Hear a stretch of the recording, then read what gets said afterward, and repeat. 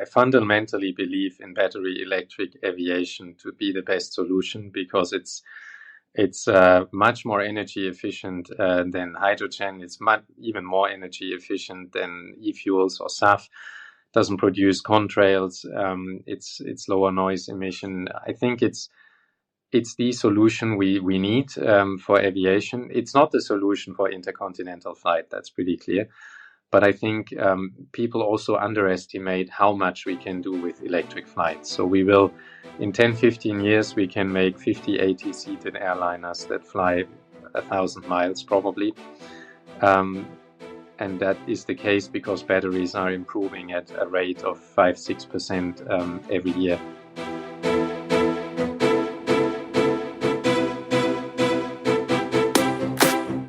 Welcome to Sustainability in the Air, the world's first podcast dedicated to sustainable aviation. I'm your host, Shashank Nigam, the CEO of Simply Flying. Every Thursday, I have important conversations with top aviation executives, technology entrepreneurs, and policymakers helping aviation take climate action. Conversations that help separate the signal from the noise. Whether you are a frequent flyer or an airline executive, if you care about sustainability or simply love traveling, welcome aboard. This season of Sustainability in the Air is brought to you by Travelport. Travelport is a global technology firm that powers bookings for hundreds of thousands of travel suppliers worldwide. The company's travel retailing marketplace, Travelport Plus, helps retailers understand and communicate the most sustainable options. When it comes to sustainability in travel, it can be difficult for travelers and agents to identify which flights, routes, and accommodations are the greenest. That's why Travelport empowers its agents to operate as modern retailers of sustainable travel, giving them the ability to access consistent emissions data using the travel impact model. Travelport is also exploring solutions to help travel retailers offer carbon compensation and nature regeneration to their customers. My guest today is Daniel Wiegand, the Chief Engineer of Innovation and Future Programs at Lilium.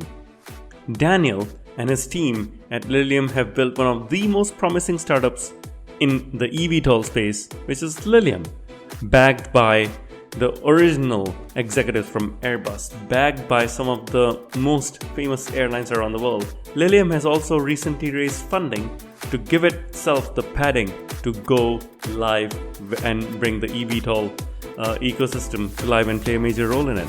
Join me as I speak with Daniel.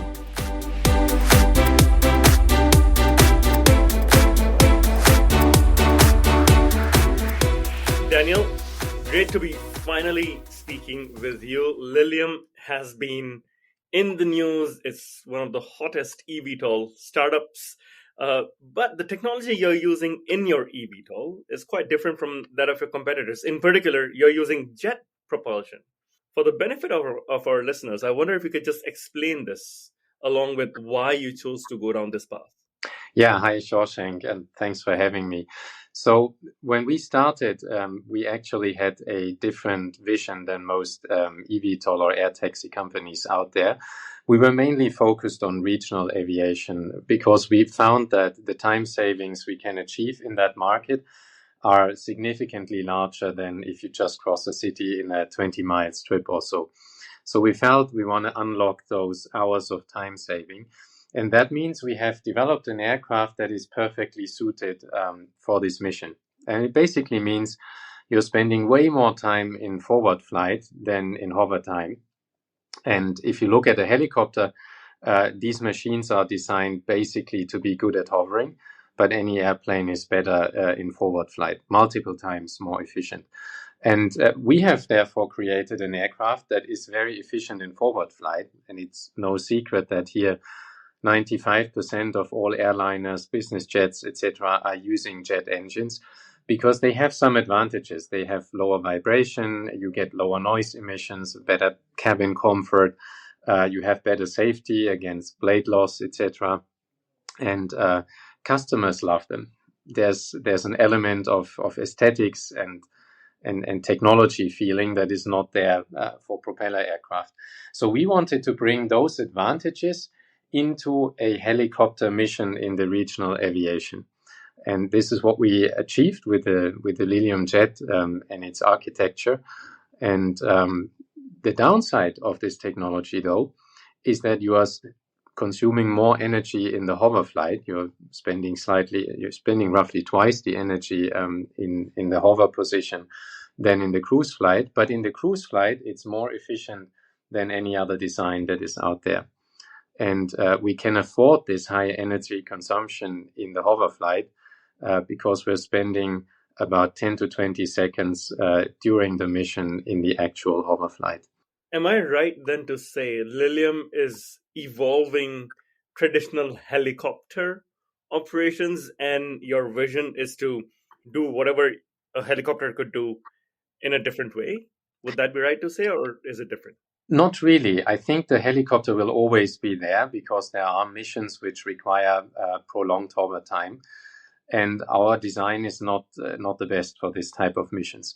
Where we are coming in is when you want to go missions where you have a large portion of forward flight and the hover time is very small. And that is the case for any type of passenger transportation. When you do high-speed passenger transportation, you don't want to hover. You care about moving fast and saving time. So what we try to do is really merge that business jet comfort, a much larger cabin, and the other advantages of the ducted fan with the vertical takeoff and landing capability, an increased level of safety. The redundancy of the electric powertrain allows us to achieve a safety level like an airliner. All systems are redundant. And at the same time, it's a fully battery-powered airplane, so it's locally emission-free. In terms of your rollout, where are you in terms of manufacturing this, testing this, certification? You are, of course, in Europe, so you have to follow, I'm guessing, EASA standards as opposed to FAA. When do you think we will see a Lilium Jet flying?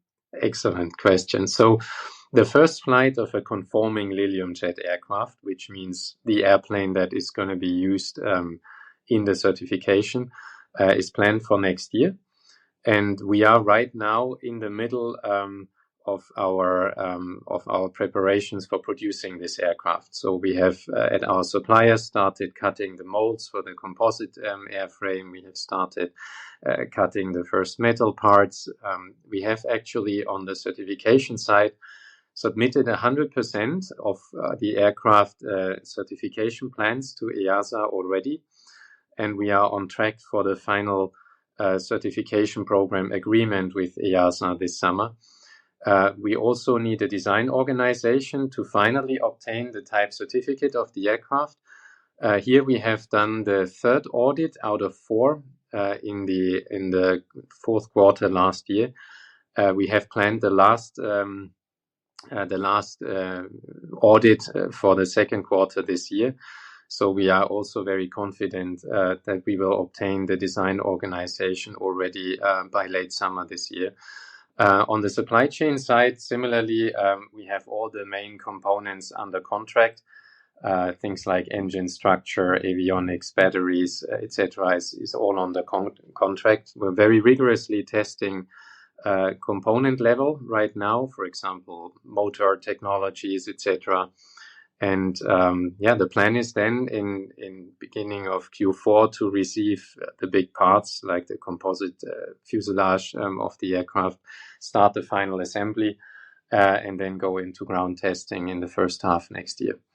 If you go into ground testing next half, first year, when will it take flight? When can I, as a passenger, potentially be on a Lilium Jet? Well, as a passenger, you will have to wait until end of 25. That's where we are targeting the type certificate. And it looks very good right now. We are on track with all the feeding milestones on the supply chain side, on our own reviews and designs. So commercial operation will then start after the type certificate. What are some of the use cases that you envision taking place? I, as a customer, is this more like an airport shuttle from the city to the airport and then connecting onto a flight? What are some of the top 2 or 3 use cases that you have developed? So we have developed the aircraft having in mind a premium customer. So we deliberately decided on a technology and a design that is very aesthetic and has a premium emotion to it. We have developed it also to have the largest cabin in the sector. And that brings us two advantages. One is in the premium and executive sector, cabin space matters. We basically provide the cabin space of a helicopter of twice the size of our airplane. On the commercial side, in turn, it enables us to carry more passengers and achieve a lower ticket price. So we will initially go on the market in the premium sector mainly. And those customers are basically using the aircraft where you see today's executive helicopters as a classic mission. So it's not just airport shuttles. It can be any connection between two cities, between other locations. And then on the other side, there's the commercial, the airliners, for example, the airlines as customers. And they are looking a lot at feeder flights into their airliners as a premium offering to take a customer who comes from an airliner and not waste any time in getting to the final destination. You said that you are premium heavy in terms of configuration. You want to target the premium customers. Will you be tying up with airlines to acquire these customers? Let's say Lufthansa first class terminal, Tom Cruise or Heidi Klum will come land on Lufthansa first class and then take Lilium Jet from the first class terminal onto their somewhere in the city? Or do you plan to acquire this customer yourself? How will that work? No, in this case, we are acting as an OEM. So we are selling the aircraft to the airline, and each airline has their own plans. I would not expect only this to be a first-class product. We actually foresee initially, of course, a slightly higher price, but over time we believe we can bring prices down closer to where you see high-speed train tickets today. And that means it should become something that is available to a rather broad group of business class travelers. And this was always a target we had to make this a big market.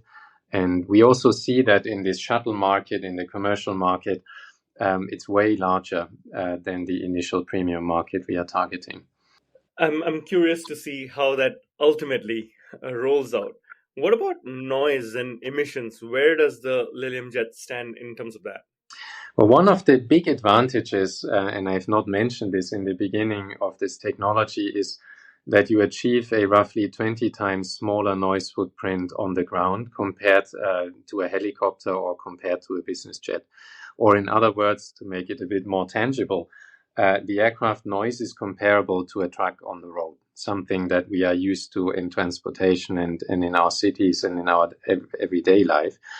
And this enables us, of course, to bring this type of transportation much closer to where people are living, much closer into the urban environments, into the communities. And that was always one of the key objectives that we wanted to achieve with this technology. Next to that, it's emissions free. So there is no contrails. It's purely electric, purely battery powered. And of course, when you work with batteries, you also have to make sure that these batteries are sustainable. And here we are very active in looking at the recycling technologies, recycling partners, as well as the second life options of the batteries to make sure that in the end we really have a sustainable solution for electric flight. And then we intend to scale that solution. So once we have those technologies, we have the supply chain, we have the certification and the knowledge of how to certify this electric flight technology, especially the batteries, we intend to amortize those investments into larger aircraft platform, but always fully battery electric. That's very encouraging to see, the transition here. Who are some of the core airline customers? Because you are saying you're an OEM, like an Airbus or Boeing, and then the airline will operate and sell tickets, for example. We know of Azul, we know of Saudia. Who are some of the main airlines that are betting big on you? Well, I'm not allowed to tell you the other names we're talking to, but yes, the names that are public, you just mentioned them. And there's also other big customers like NetJets, for example, or Bristow, who have very large operations and are a large number in our order book. So at the moment, it's really balanced between the premium operations and the airline customers. Are you able to share which of these clients, public of course, are LOIs versus MOUs with cash involved? Unfortunately, I can't share with you which ones are on which level.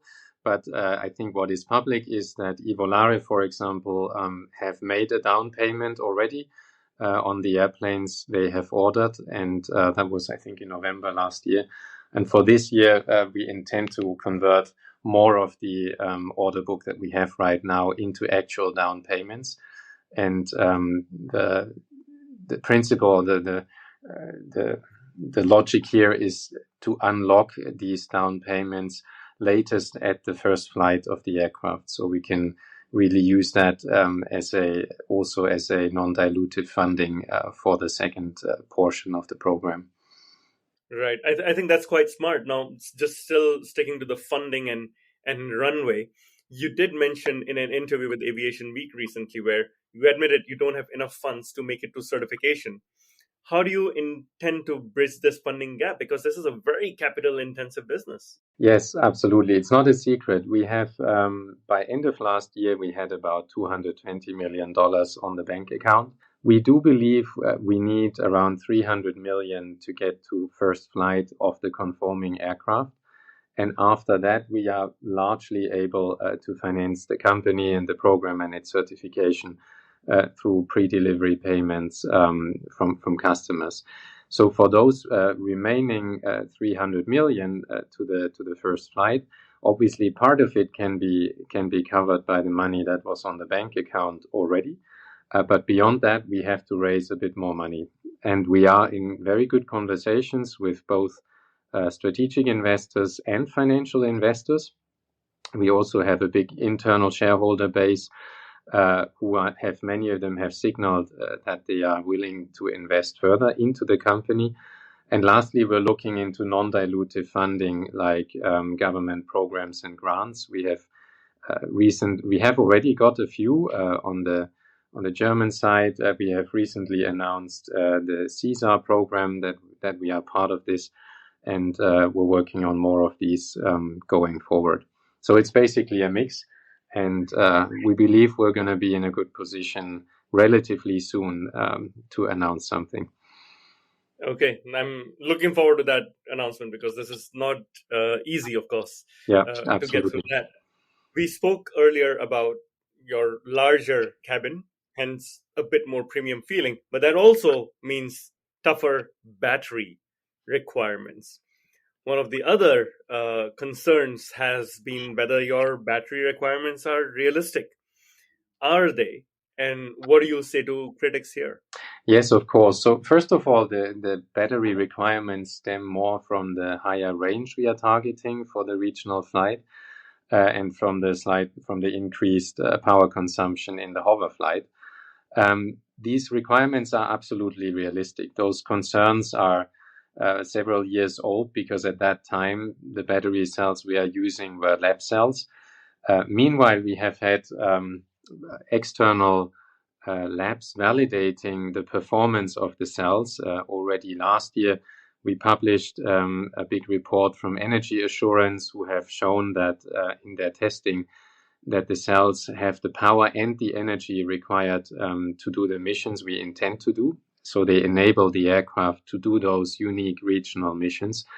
And quite recently, we have published also a very important external testing of the cycle life. One of the big questions always when you have a new battery technology that is more performant is, yes, it's more performant, but can it also achieve the cycle life? Because many of the new chemistries only do their good job over 100 cycles and they die. And one of the reasons we chose the technology we're using is that it's exceptionally good in cycle life. So our target was to have 80% of the capacity remaining after 800 full cycles from 0 to 100%. In the tests, in the external tests, we actually were able to demonstrate 88% of the capacity still retained. So more than 1.5 times better than our business case requires. And so on the performance side and design of the cells, we are really happy with what we have.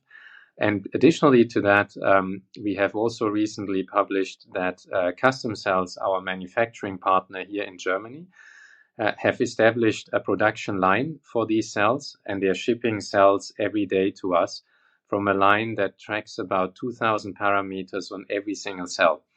And this is required to obtain the safety level and the production control that is required from Lilium's quality management system. So we have actually full traceability over several thousands of parameters on every single cell. And that is absolutely unique, not just on a performance side of the cells, but also from an aviation grade of the cells. So we have the cells, we have the supply chain, we have the production line, and we are right now mainly focused on integrating the cells into the battery packs, and we're testing the battery packs so we can then start final assembly of those packs for the conforming aircraft. For the layman, how does battery charging work? Do you, in between rotations and during turnaround time, do you swap batteries, or do you charge the battery? And if you do charge it, then how long does it take to charge the battery per minute of flight time, for example? Yeah, so we do charge the batteries, we do not swap. We've looked into swapping, but it actually gets quite difficult. You have 1 ton of batteries, it's 10 redundant battery packs. That's lots of safety critical interfaces. So we do charge, and we have optimized the aircraft in every aspect to work with existing infrastructure. So it works on existing helicopter landing infrastructure from a, let's say, operating and safety zone perspective, from an approach perspective. And on the charging side, it works with classic automotive 800 volts chargers. So if you take a 350 kilowatts charger, you will charge up to 45 minutes for a maximum range mission. And then for the shorter missions, you are charging proportionally less than that. So it's actually a very good turnaround. And part of that good turnaround again stems from the high power capability of our cells. So they can charge faster than what you would normally see in standard cells. That's interesting that you mentioned you can take off and land from any existing heliport infrastructure. Does that mean you will not be needing vertiports and new eVTOL landing and takeoff infrastructures? It depends on what our customers want to do. So many of our early customers, especially in the premium segment, they already have operations with helicopters. They have the infrastructure, they have the customers, they have the demand.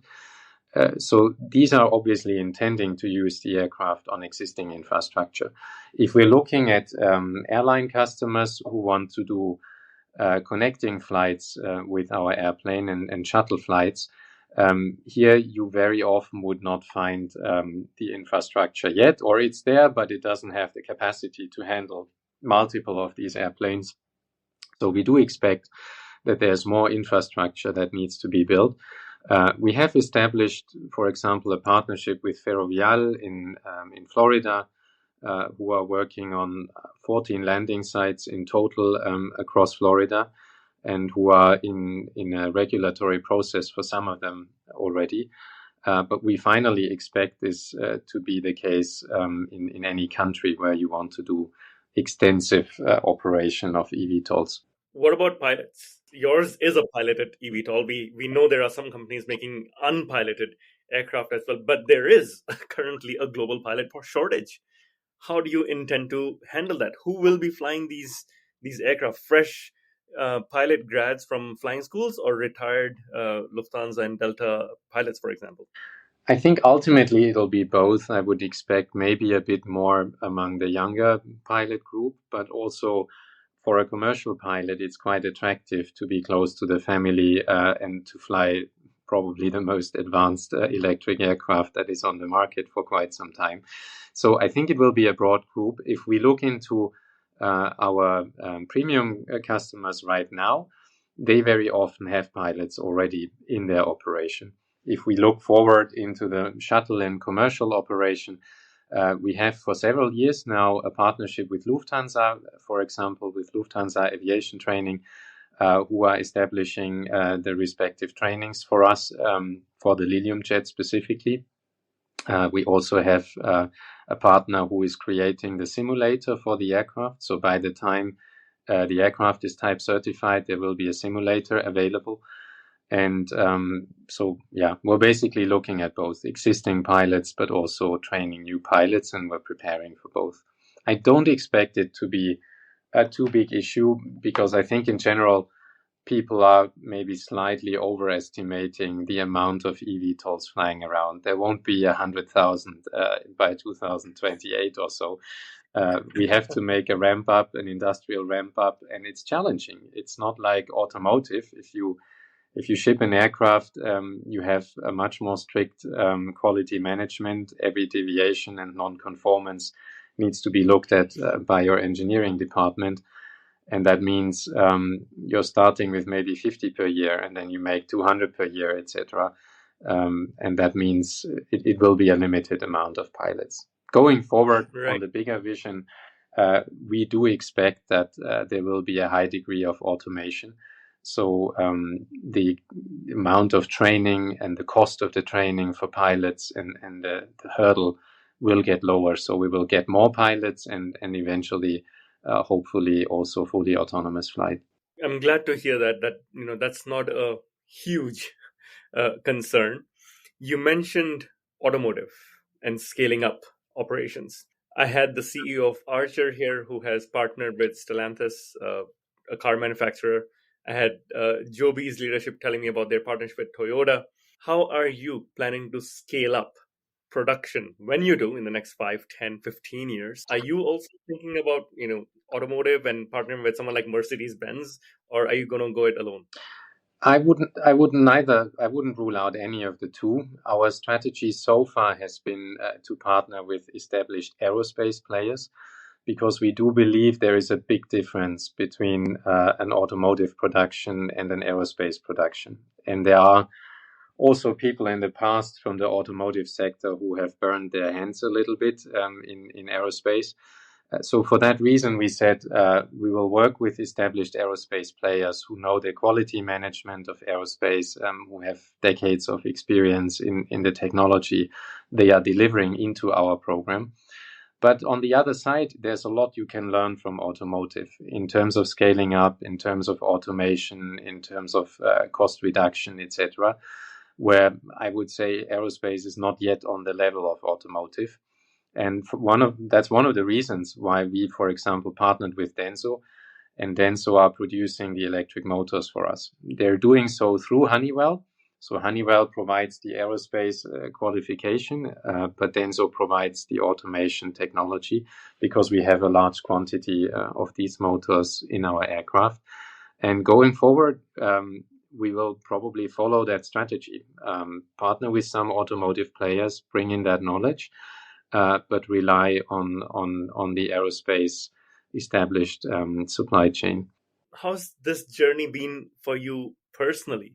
You're building a big industrial company, selling it to airlines. It's like going back and starting Airbus in the early 80s with the A300, for example. How's the journey been for you personally? It has been a hell of a ride, and it still is. But I would like to say it's not me building it. We have 850 people here in the team. We have an incredibly experienced aerospace team who are bringing an amount of knowledge into the company, which makes me dizzy. So how has it been? It's a constant learning, I think. The whole company is transforming almost every year. We've come a very long way from a 4-people startup founded by 4 students who had a lot of, let's say, technical knowledge, but no industrialization knowledge, no experience on certification, etc. So we initially established the technologies and built demonstrator aircraft up to 1.5 tons, showing that the fundamentals of the technology and physics are working.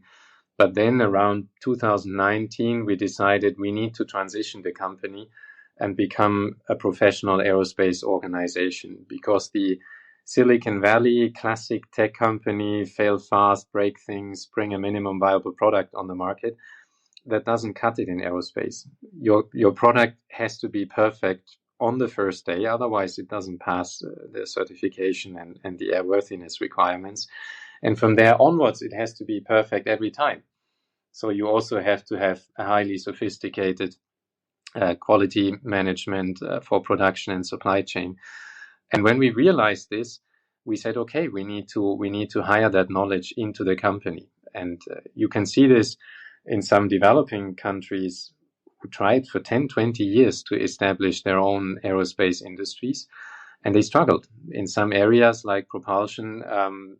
They still did not make it. And that shows how hard it is. I think it's one of the hardest sectors to establish from scratch.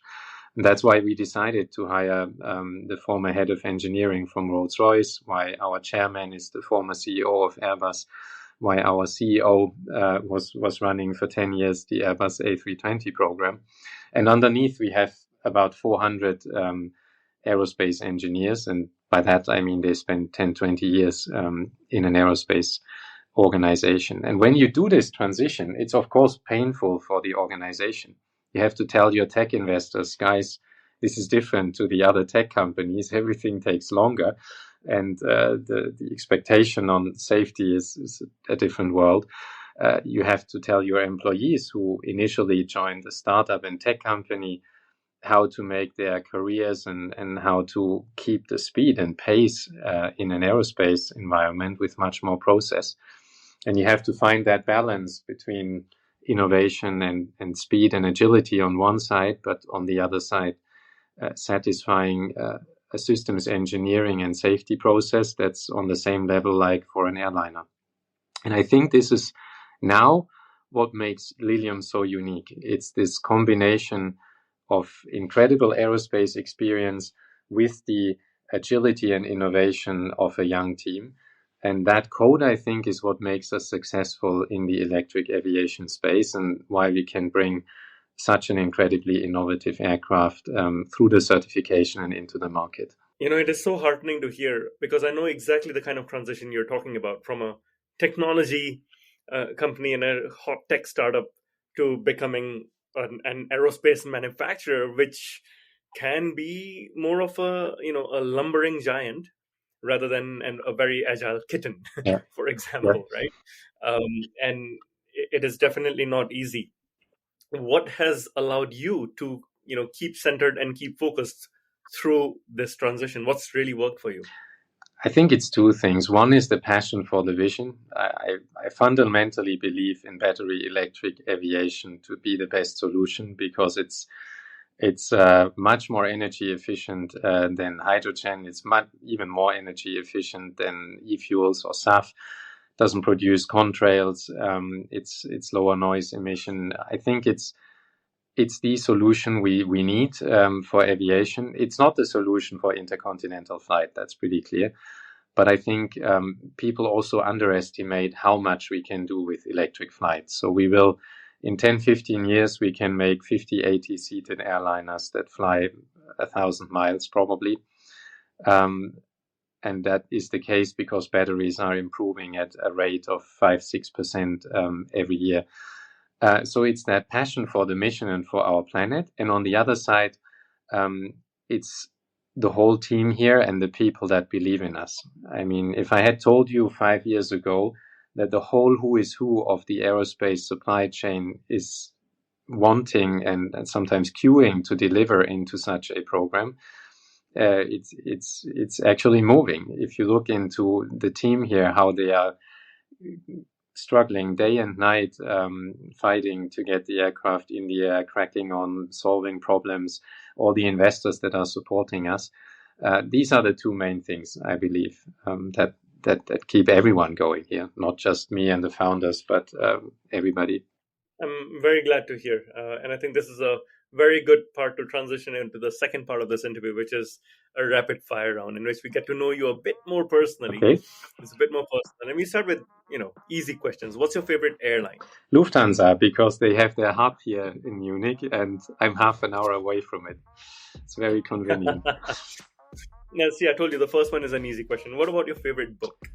That's an incredibly hard one. I think there are so many good books. I'm afraid I can't pick a single one. Okay, what is one book that you love to gift others? As we just touched on the team, a book I would recommend in that context is a book named Culture Code. If you know this, it speaks about how you create teams that are safe environments in which everybody can excel and work together, and in which ideas and innovation are flowing. And this book very much resonates with the philosophy that the founders and myself always had for Lilium. Wow. I have read that book and I agree. It's a critical one, especially for a globally spread out team that we often get these days. Yeah. How about your favorite city? Munich. That's where I'm living right now. Is that where you grew up as well? No, I grew up in Freiburg, which is in the southwest of Germany. We call it the Toscana of Germany because there's tons of wine and it's the warmest region. Very beautiful, very recreational, but less industrialized than the other parts. Well, welcome to Munich. How about your favorite movie? My favorite movie, there's also lots of favorite movies, but I'm afraid I would have to pick an aviation movie, something like Top Gun. It sounds cheesy, but it has to be something about airplanes. It has to be the most cited favorite movie on this podcast, channel, by the way. Yeah. For most of these guests. I recently had a guest whose neighbor worked in Top Gun and was the pilot flying some of those planes, which was even cooler. In Top Gun Maverick. Excellent. By the way. Well, actually, our test pilot was flying the helicopter in James Bond Skyfall. So I should maybe name that movie as well. Good to know. Fantastic. What is something you still want to learn? There's tons of things I want to learn. I want to learn how everything works in the world, how every product works, computers, physics, everything else. I want to learn how we can crack the biggest problems we have right now on the planet, on climate change, on governance of states, on how we overcome poverty. I think there's so many exciting things to do, and alongside there's tons of things you can learn. Right. What is something that you do in your free time? I mostly spend my free time, which is quite limited in the last 7 or 8 years with the company. I mostly spend it with friends. I do like sports as well, but I don't have a single one. I recently started kite surfing. I like sailing. I like running, soccer. So it's not one single thing. Can you go kite surfing in Munich? No, but it's funny. There's a fun fact about Munich. There is a wave in the central part of Munich. It's called the English Garden. And there's a little stream where there is an artificial wave, and there's surfers around the year. Even in winter, you see them in their wetsuits. And I recently met in the subway a guy who was there with his surfboard, and the other guy was there in the skiing equipment going into the Alps for skiing. So you can see both in Munich, but not kite surfing. Wow, I wasn't familiar with this. Next time I'm in Munich, I'm going to look you up and you take me to show me that wave. Absolutely. And some of your moves. and finally, what is the best advice you have received? The best advice, I think the best advice was that it's all about people. It's all about the motivations, the communication, and the skill of your team. That's what makes up a company. And if you take care of that piece, your company will be successful. Very well, Daniel. I truly enjoyed the conversation, and I do wish you all the best. I think what you're trying to do is not easy. I'm glad to know you're firing from the shoulders of giants, and you're working with some of the best in the industry who have done this before in different fields in aerospace and beyond. And once again, all the best, and thank you so much for your time and for sharing. Thanks for having me. It was fun to speak to you. Thank you for listening to this episode of Sustainability in the Air. Aviation is one of the hardest to decarbonize industries, yet there are multiple paths to get to net zero. Awareness is key to a green future. So please give us your support to help our sustainable aviation insights reach a wider audience. You can do this by sharing this episode on your network, on LinkedIn, Twitter, or even WhatsApp. Or perhaps you might consider leaving a review on Apple Podcasts, Spotify, or wherever you listen to this episode. You can start a conversation with us by writing to us at podcast@simpliflying, that's simply with an i.com. And for more content on sustainable aviation, please visit our website green.simpliflying.com and join the movement. Sustainability in the Air is an original podcast by Simplifying. The show is produced by Juraj Toth in Slovakia. Dirk Singer is our Director of Sustainability, who leads research for each interviewee out of Greenwich, UK.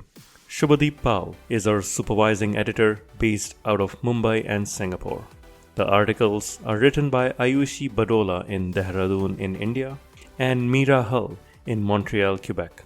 Creative design is led by Ligia Esteve in Montreal. Baiba Drimen is the project director for the show based out of Valencia, Spain.